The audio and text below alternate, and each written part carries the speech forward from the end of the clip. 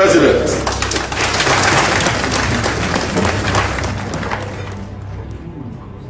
The president's domestic worries are equally pressing.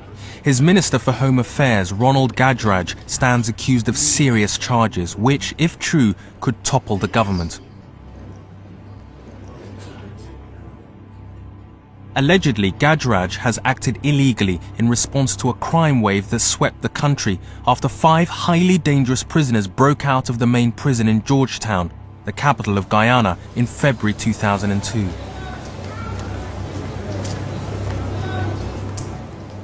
In that process, they had one officer was shot and one officer was stabbed to death in that corner and died on his way to the hospital. For months after the jail breakout, the police and the army seemed unable to control a torrent of violent crime. During that period, you find a lot of policemen being gunned down in the streets. Also, there were other civilians being kidnapped for ransom, being kidnapped and killed. Reports started to circulate that a death squad had been set up to take out the fugitives. So far, 4 of them have been killed and one still alive. But the deaths didn't stop there. At least 40 other killings and dozens of kidnappings were blamed on the mysterious assassins. And the word on the street was that the operation was being masterminded by the Home Affairs Minister Ronald Gadraj.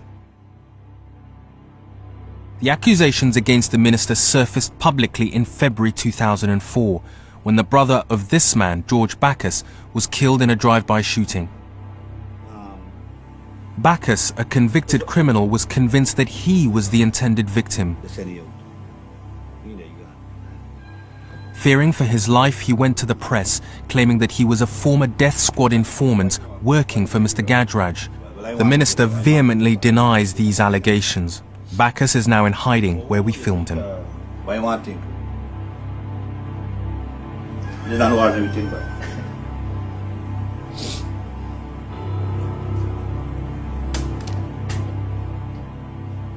I come like a snitch. I inform more.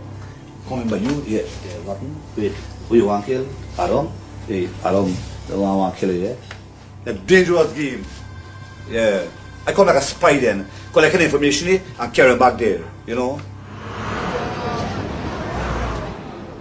These men leaving court are 2 of the alleged murderers of Bacchus's brother. The other accused died in mysterious circumstances while hospitalized in police custody. Bacchus is expected to testify at the inquiry into his brother's death in a few days' time.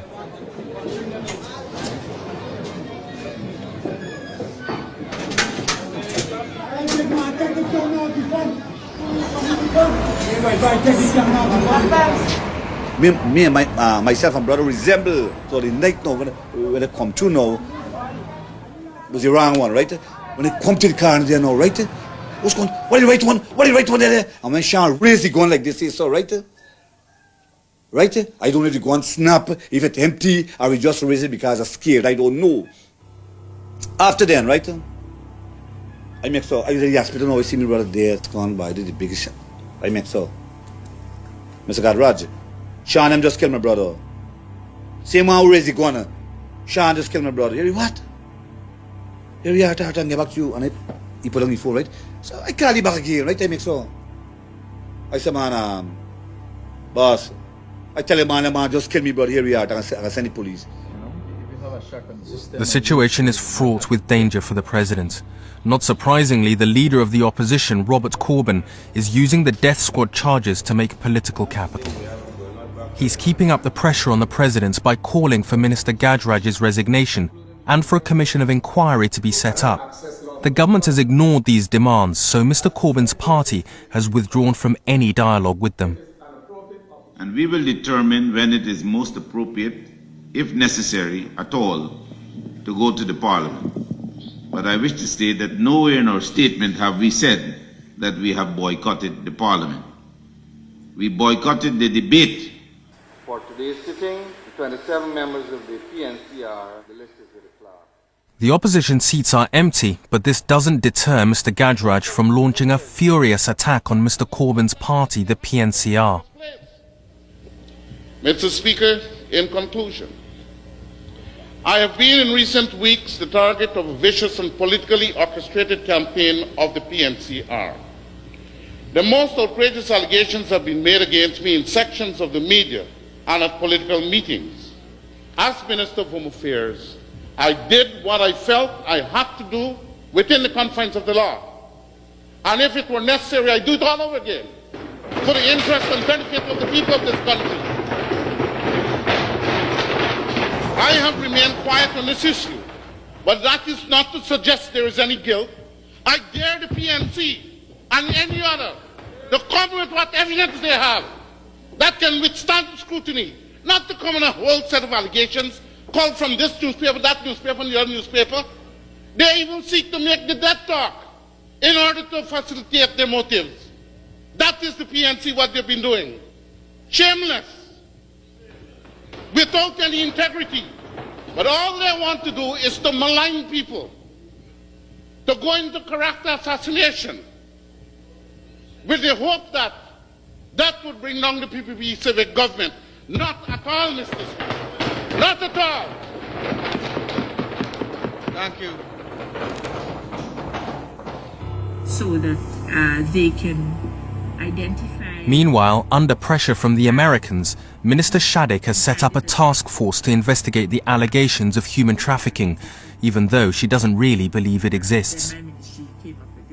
She kicks off with a public awareness campaign on the media, suggesting that people should report suspected cases of human trafficking if they come across it in their communities. Please, to make it public, to bring it to our attention, to the attention of the police, to the attention of our ministry, to the attention of somebody in authority who will take action on it.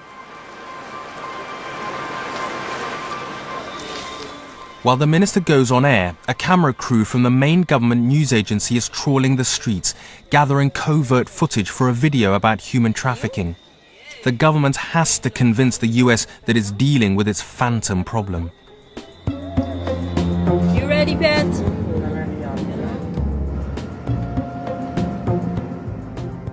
The crew circle round the red light districts of Georgetown, but all the prostitutes seem to be lying low.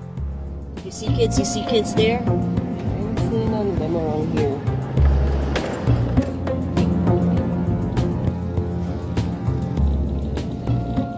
Not that thing. It's not going very well. The crew can't find anybody to film. Maybe they knew they were coming. The next morning there's a post-mortem to find out why they didn't get the evidence they need. I think one, it was too early, yes, because we didn't really get a lot of people.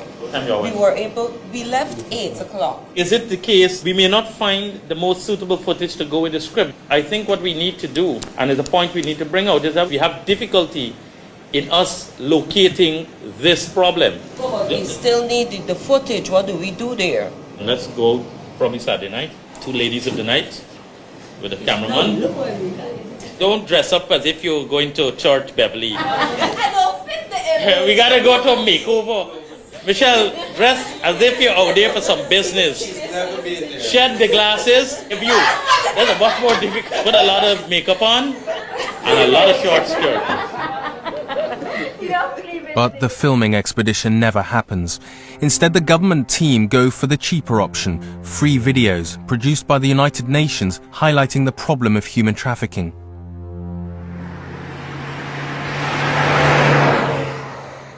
Across town, Mr. Corbyn, leader of the opposition party, is greeting a group of Caribbean beauty queens. You sure I'm not going to get confused being mixed up with these charming ladies here? Miss St. Lucia asks him a question about life in Guyana, giving Corbyn a chance to go on the offensive. What do you think is your biggest problem in Guyana? What's the biggest if you problem? had to take care of something right now, what would it be? I would say the biggest immediate problem is the more recent developments of a new phenomenon in our country, and that is the emergence of what you may have read in the press about death squads and so on, where people have been killed. It's an odd setting for a party political attack, but Corbyn's convinced that he's got the government on the run. We believe the death squads have been directed centrally by the state for various reasons. It's a dangerous development, and it's a matter which has preoccupied a lot of us in the political hierarchy.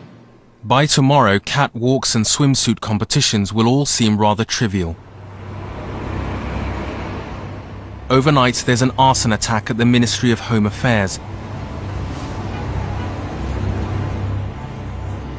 Anti-government graffiti is scrawled all around town, including outside the Ministry of Tourism, Trade and Commerce. The minister in charge, Mr. Nadir, calls the principal target his colleague, Mr. Gajraj. I'm calling you out of concern. You know, last night we had the arson at the Ministry of Home Affairs. The arson. Okay, but in front of my building, there is a sign painted in red on the road. Something about Gajraj must go now.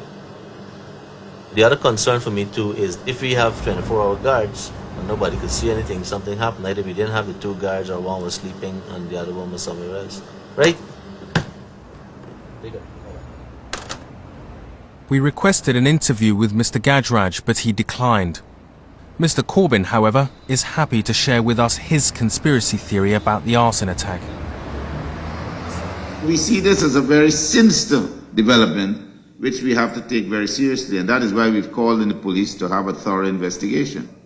And while we've been carrying out this peaceful campaign over the last 2 months without an incident, this appearance of this alleged arson attempt at the Ministry of Home Affairs appears, and it has happened at a time when the government was predicting that there'll be violence and there'll be fires, etc., etc. A group called the People's Movement for Justice has been organising demonstrations, calling for the resignation of Mr. Gajraj. Today, the march is led by Mr. Corbyn. Time to move. We're moving. Get it behind. Mr. Gajraj has admitted to dealings with at least one of the alleged hitmen, but he denies ordering any killings. He says they were arranging weapons recoveries and sharing information. It's murder! It's murder! It's state-sponsored murder! It's murder! It's murder! It's state-sponsored murder! It's murder! It's murder! It's state-sponsored murder! These marches will continue for several weeks, maintaining the pressure on the government. And there's no let-up in the pressure from the US. Time's running out, and the threat of economic sanctions looms ever closer. So Minister Shadid is off to the mining areas where women are allegedly being abducted into a life of prostitution. Monitoring her efforts to uncover the traffickers are 2 US observers.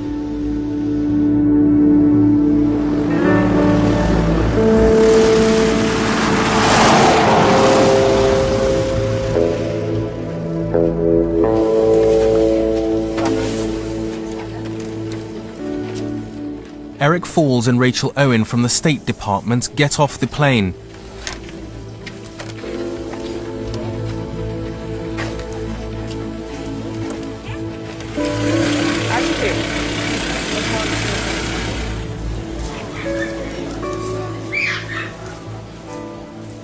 They're here to meet representatives of the local mining communities. We have come to Region 1 because we have been told of people in the mining areas being forced to go into the mining camps and prostituting themselves for somebody else's gain. We'd like to hear from you if you know of any instances in your area or in the surrounding areas where people are being trafficked for whatever reason. To satisfy Guyana's paymasters, the minister has to prove she's trying hard to uncover human trafficking. Yes. I was out in the field going to Arakaka about a week ago. Okay. And I was talking with a friend of mine who was driving the vehicle. 2 girls stopped him, 2 Amerindian girls. And when he asked question, he said, the miners in there went and brought them, right, to work with them in the back dam. That is trafficking in persons. You know what? We hear plenty of these stories in Georgetown already. And I'm saying that we come here, we need to get who it is, where it is. Does anybody know of any business people who come out into your area? I heard stories about, there's a place called Eyelash near here. I'm telling you what I heard. Trucks come and take young women into Eyelash for the purposes of prostitution. Is there anybody who has proof of that? Who can tell me, who can give me some confirmation of this?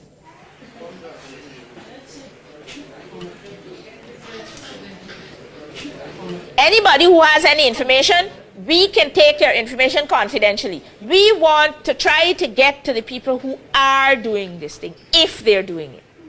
Okay? Thank you very much. I'm still hearing that nobody here has any specific evidence, and I'm asking for specific cases, and I'm not getting specific cases. So I am not satisfied that I have heard that, yes, here is a case, substantiated, confirmed case of trafficking. I don't know what the policies of the American government is, and I don't know what devious means they use to achieve those policies, and I don't know, and I can't really, come to a conclusion or make an accusation that, we're being tapped. What I do know is that we were named as a Tier 3 country, and I've asked for specifics, and I have not been given any. We would rather not be on the BBC if that's all right. This is the first time the U.S. State Department people are here. It's their first time? Yeah, they've never come to Guyana before. You know what? We're already on Tier 3. I mean, it's already printed. So we just have to get off the damn thing. That's all. The government's efforts to do the US's bidding paid off. President Bush subsequently announced that Guyana would be removed from the Tier 3 category of offenders in human trafficking. I was very upset about it. Very, very upset, because they've already destroyed the reputation of my country. Some junior officer sitting in a department in a country far away from Guyana, who's never visited my country, puts this country on the worst category of trafficking in persons without any documentary evidence. And it has destroyed our reputation.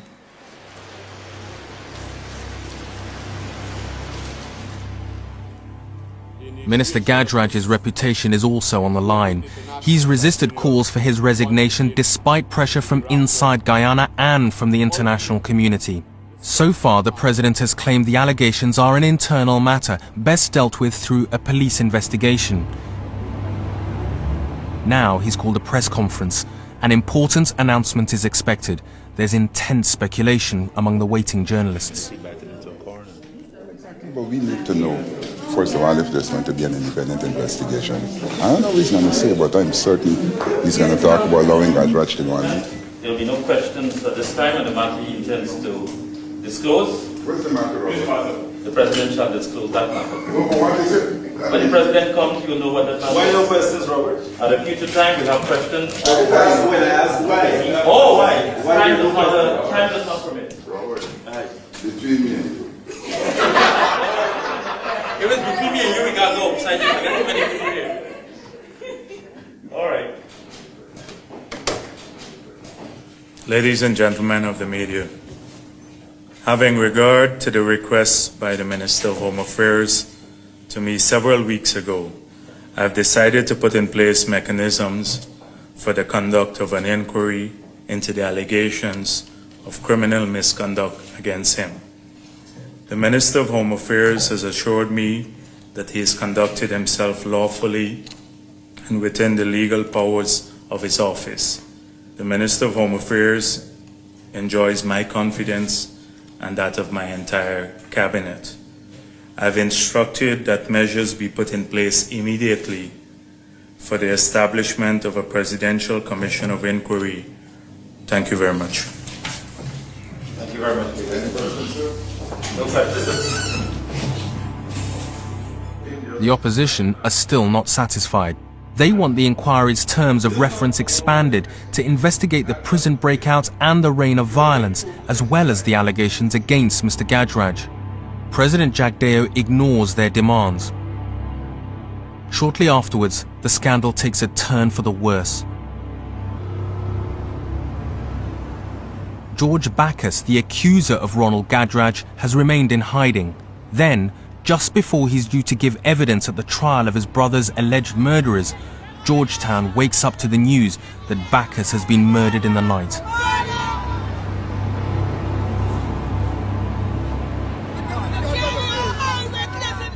Local journalist Adam Harris talks to the widow of Bacchus's murdered brother. Nobody else has been around? Nobody has seen nothing? No. Nobody has seen who? No. They found the car or something? No. Jesus Christ. It's all right, girl. Well, at about 3:30 this morning, I got a phone call that George Bacchus was killed. I came here a short while ago, and I'm hearing all manner of things. You would link the killing of his brother with the killing of George Bacchus? Yes, I would. When they killed the brother on the 5th or 6th of January, people heard them driving away saying, wrong man. George himself is on record as saying he was the target, and they missed him. So this time around, they came back and they did the job. George Bacchus has been saying a lot of things. He has been implicating people. I suppose if someone is implicating you in a business, the easiest way to stop him talking is to kill him, and I think that's what happened to George. He spoke just too often. His death also has implications for the preliminary inquiry into his brother's death. He cannot be cross-examined on that anymore because he isn't around. So I suppose the case is going to fall flat, and that's rather unfortunate. Angie, go and get a liar and appear at the station. It looks get suspect. Make sure you get a liar or tell him you're not saying anything or get tell you a liar it's and go to the present. station. You have to tell before they lock you up. Get a liar and go to the station. Don't be afraid. You know.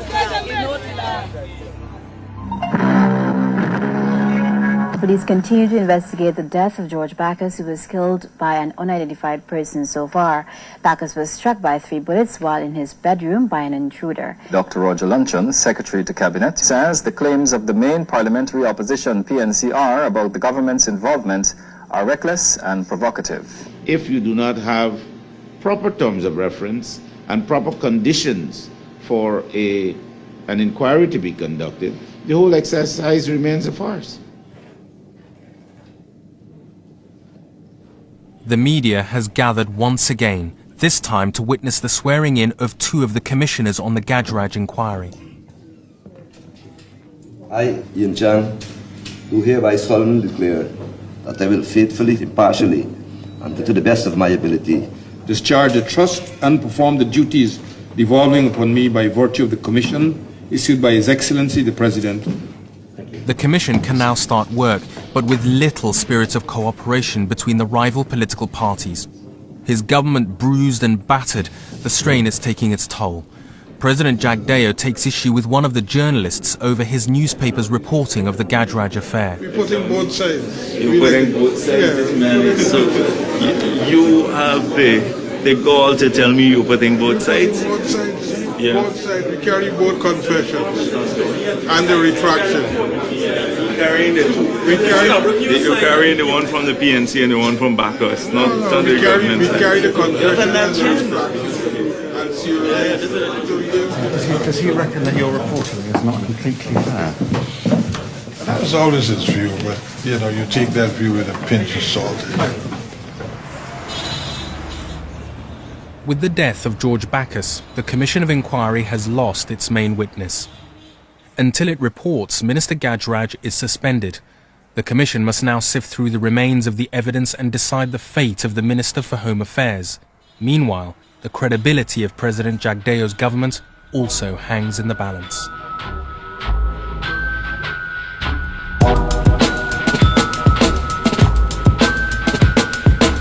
Since filming this program, we have asked if the President wishes to make any further comment.